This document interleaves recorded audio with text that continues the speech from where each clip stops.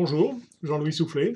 Écoutez, quelques instants simplement pour vous expliquer cette longue histoire de Canarin et donc de son numéro maintenant qui est bien connu en France entière, le 0892 58 0002. Ce numéro, et plus exactement cette histoire, a commencé en 1984. À l'époque, malheureusement, nous avons eu à subir un gros problème en baie de Somme. Il n'y a pas que là d'ailleurs, mais enfin, il y a eu plusieurs morts liées à une grosse tempête, bien sûr, mais surtout soudaine, qui a arraché quasiment des huttes et on a eu jusqu'à 4 morts en baie de Somme. Le président du conseil général de l'époque, Max Lejeune, que j'ai rencontré, me dit ça serait quand même bien, vous les chasseurs, que vous mettiez au point un système qui permettrait de renseigner donc les 10 chasseurs lorsqu'ils vont à la hutte et les prévenir en cas de danger. Donc l'idée est venue parce qu'à l'époque c'était, souvenez-vous, le Minitel, ah oui, le 3615 Canarin, et donc on est parti sur effectivement un bulletin météo tous les jours. Et puis de jour en jour, c'est qu'à de le dire, on a ajouté qui une observation à droite, qui une observation à gauche. Et donc un petit peu à la fois, le système est monté en puissance.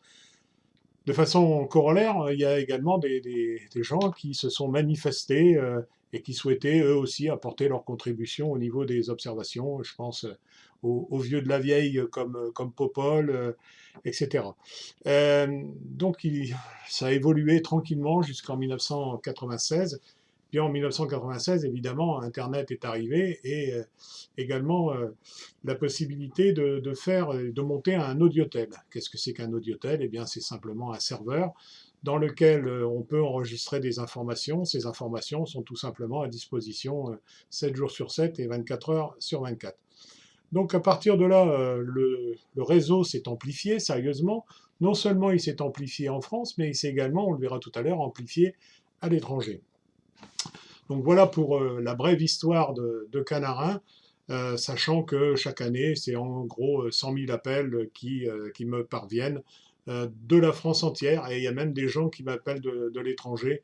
À mon avis, ça va être des chasseurs qui reviennent très vite en France pour bénéficier des conditions météorologiques et de migration afin de pouvoir chasser un petit peu. Voilà donc pour cette brève histoire. Le réseau, donc, je disais, aujourd'hui, c'est environ 80 personnes en France, hein. Alors, tous ne m'appellent pas le même jour, bien sûr, hein. Mais il y en a facilement 35, 40, et les gros jours, 50, 60 personnes qui m'appellent. Alors, comment m'appellent-ils? Eh bien, tout simplement par mon téléphone, hein, le 06 80 87 09 50, ou alors ils me laissent un SMS sur le même numéro, ou alors ils me laissent également un mail sur jls@canarin.com, hein, ou alors par tout moyen disponible, hein, et les moyens électroniques ne manquent pas, à commencer par les réseaux sociaux sur Facebook et compagnie. Puisque je dispose, c'est vrai aussi, d'une page Facebook, donc Jean-Louis Soufflet tout simplement. Donc voilà comment ça se passe au niveau des gens de la France. Pour les étrangers, eh bien, il y a des correspondants, on va dire, en Russie, en Norvège, au Danemark, aux Pays-Bas, en Pologne, en Allemagne, en Belgique, en Irlande, en Grande-Bretagne.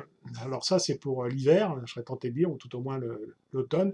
Et puis j'ai également des correspondants donc au Maghreb, au Maroc plus particulièrement, en Mauritanie, au Sénégal, plus les renseignements que je peux obtenir par les scientifiques qui vont là-bas régulièrement. Je pense à Patrick Triplet, par exemple, qui va souvent au Djoudj. Donc tous ces gens-là m'envoient également des informations. Alors peut-être une petite anecdote, mon ami Victor sur le lac Ladoga par exemple, bah, il parle pas français et moi je peux pas dire que je parle le russe, loin s'en faut. Mais par contre sa femme parle allemand, donc on parle un peu français, un peu allemand, un peu russe et évidemment un peu latin, puisque les noms des canards sont les mêmes partout. Donc, Anas Kreka, par exemple, pour la sarcelle. Donc, ça donne, par exemple, Skulka Anas Kreka Pajalowski, qui veut dire combien de sarcelles, s'il te plaît. Bon, voilà un petit peu le langage un peu bizarre qu'on peut avoir avec nos correspondants de l'étranger. Bon, la plupart du temps, la plupart des correspondants étrangers parlent anglais, donc tout se passe très bien. Voilà donc pour ces correspondants, sachez qu'ils ne sont pas tous chasseurs, hein, loin s'en faut, hein. Par exemple, notre ami Victor, lui, c'est un scientifique, hein. Il est sur le site de là-haut du professeur Noskov, feu professeur Noskov et de sa femme d'ailleurs. Et bon, bah oui, qu'est-ce que vous voulez, il est scientifique, mais il sait aussi que je suis chasseur. Par contre, je vous avoue franchement que d'autres correspondants à l'étranger ne savent pas que je suis chasseur. Ils me prennent pour un ornitho. Loin de moi cette idée-là, bien que je voudrais bien connaître encore davantage les oiseaux. Mais s'ils savaient peut-être que j'étais chasseur, ils ne me donneraient pas aussi facilement leurs informations. Voilà donc pour le réseau, hein, donc compter 100 à 120 personnes, ça fluctue en fonction de la saisonnalité, en fonction des... Il y en a un qui part une année, il y en a deux qui arrivent, enfin bref, les choses bougent constamment, hein. Maintenant, les mises à jour. Ben, les mises à jour, elles ont lieu d'abord 7 jours sur 7. Ça, c'est 2 fois par jour, hein, généralement à 9h30 le matin, 9h30, 10h moins quart, et ainsi qu'à 14h30, 15h. Alors, le matin, c'est simplement un survol, si je puis dire, des observations, parce qu'elles arrivent au compte-gouttes. Par contre, à 14h30, là, il y a du costaud, hein. Parfois, je répète, ça peut aller jusqu'à 40, 50, 60 observations. Et comment dire, sans vexer personne, je peux vous dire que les gens sont quand même triés sur le volet, quoi. Celui qui me raconte des carabistouilles, on le repère très vite parce que, évidemment, généralement, les informations se recoupent, hein. Mais il faut dire aussi que j'ai une base d'observateurs qui sont quand même relativement stables. On va dire il y a 80, c'est toujours la fameuse règle des 80-20. 80% de mes observateurs sont des gars que j'ai depuis 10, 15, 20, parfois même 30 ans, puisque ça fait 34 ans aujourd'hui que le Canarin est en route. Donc voilà pour cette mise à jour, hein. Comment ça se passe? Eh bien, vous le savez pour ceux qui écoutent, hein, ça commence généralement par une description de la météorologie rapide, hein, c'est pas, on n'est pas là à analyser le jet qui fait juste, qu'il envoie des, des vents de sud-est ou des vents de sud-ouest. Non, non, c'est une météo, allez, on va dire très, très large, hein, où on dit simplement, mais voilà, les basses pressions sont à tel endroit, les hautes pressions à tel autre endroit. Donc ça donne des vents de sud-ouest, de sud-est, d'est sur les pays du nord, de la Grande-Bretagne jusqu'à la Russie, hein. Donc ça, c'est, on va dire, des informations importantes. Les marées également, hein, les marées, donc, surtout sur la baie de Somme. Bon, les autres savent très bien qu'il y a parfois un décalage avec la baie de Somme. Les heures des marées, les heures de lever, de coucher de soleil, les heures de lever et de coucher de lune, qui sont aussi très importants pour nous chasseurs. Arrive ensuite ce que beaucoup aiment, c'est-à-dire les prévisions, hein. Alors les prévisions, il y en a deux types. Il y a celle de mon ami Hervé Ligny, dit fameux Ligny, et puis les miennes. Alors là, je vous avoue franchement que Hervé, lui, a une méthode qui est annuelle, hein, c'est-à-dire qu'une fois par an, il me donne ses prévisions. Alors il ne fait pas ça simplement en jetant une pièce en l'air, en disant tiens, si elle tombe pile, ça va être bon, si ça tombe face, ça va être mauvais. Non, non, c'est pas ça. Hervé est comme moi, ça fait quelques années qu'il lutte, hein, plus de 40 ans. Donc il a ses cahiers et en fonction des conditions de lune, de différentiel de marée et de, comment dirais-je, de saisonnalité bien sûr, eh bien il est capable de sortir une prévision qui est somme toute pas à chaque fois exacte comme les miennes d'ailleurs, hein, mais qui est très proche de la réalité, hein. Il y a des facteurs qui font que effectivement on peut, comment dirais-je, on peut pas prévoir, mais on peut imaginer que, on va dire, hein. En ce qui concerne les miennes, alors là, c'est beaucoup plus basique, hein. Moi, simplement, je me fie tout simplement à la météo qui fait dans les pays là-haut. Je me fie à la météo qui fait ici. Je me fie à la saisonnalité. Je me fie à la lune. Donc, j'ai beaucoup plus d'éléments pour apprécier, comment dirais-je, la migration que mon ami Hervé en a. C'est pas pour autant que je réussis mieux que lui, hein, je l'avoue, hein. Mais bon, bon an, mal an, on est quand même pas loin de la vérité. L'année dernière, par exemple, on a été plutôt bon, hein. Alors, évidemment, des fois, on peut annoncer 5 et puis pas voir un canard. Ça peut arriver aussi, hein, mais pas trop souvent quand même, hein.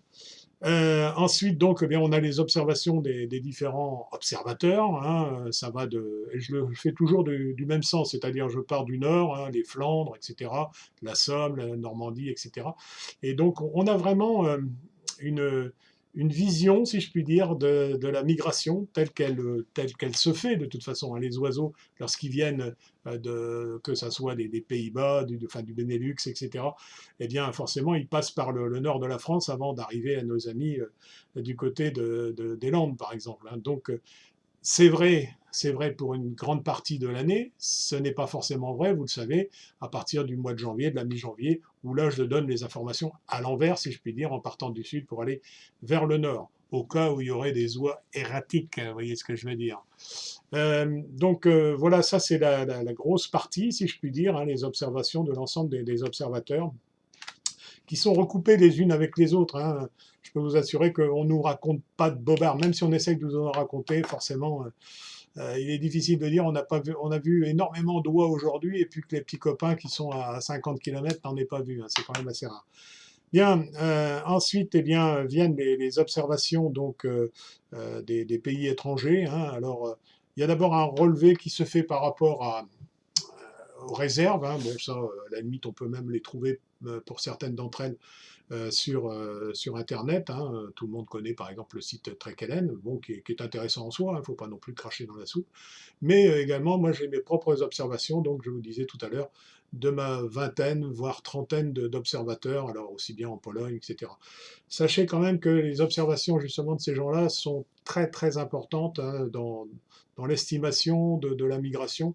Je pense à mes amis polonais sur la mer, sur la Baltique, hein. Je pense à mes amis aux Pays-Bas, je pense à mon copain en Russie, hein. C'est quand même des choses très très sensibles. Et puis aussi, on a, pour nous qui pouvons chasser parfois dans le nord, on a aussi les informations sur l'estuaire de la Tamise. Je peux vous dire que lorsqu'il y a un vrai coup sur la Tamise, en principe, le soir, il vaut mieux aller à la hutte que de rester avec maman, hein. C'est un bon conseil. Et puis évidemment, je termine toujours par si c'est très bon, c'est chez du temps un navire, évidemment. Sinon, ben, il vaut mieux rester à ce baraque, comme on dit en Picard. Voilà donc un petit peu ce que je voulais vous expliquer sur Canarin, qui existe donc maintenant depuis 36 ans. Il commence à vieillir, moi aussi d'ailleurs, mais qu'est-ce que vous voulez, on essaye toujours de l'améliorer de jour en jour. Donc là aussi, si un jour vous voulez participer au réseau, n'hésitez pas à me joindre, hein. Donc mon numéro, je vous l'ai donné tout à l'heure, mais je vous le répète, 06 80 87 09 50. Ou alors vous me laissez un message en appuyant sur la touche 4 de votre combiné téléphonique à l'issue d'un info flash, ou alors par mail, tout simplement, jls@canarin.com. J'espère que eh bien, Canarin va encore durer quelques années, hein. J'espère aussi que cela vous plaît. De toute façon, si j'en crois par comment dirais-je, la fréquentation du site, on va dire que j'ai l'impression que ça plaît pas mal. Alors des critiques, il y en aura toujours. N'hésitez pas d'ailleurs, hein. Je suis très ouvert à tout ce que vous pourriez dire, critiquer, même ajouter, hein. N'hésitez pas en tout cas, hein. Voilà, et bien, il ne me reste plus qu'à vous souhaiter une excellente journée et comme d'habitude, je vous dis bon courage.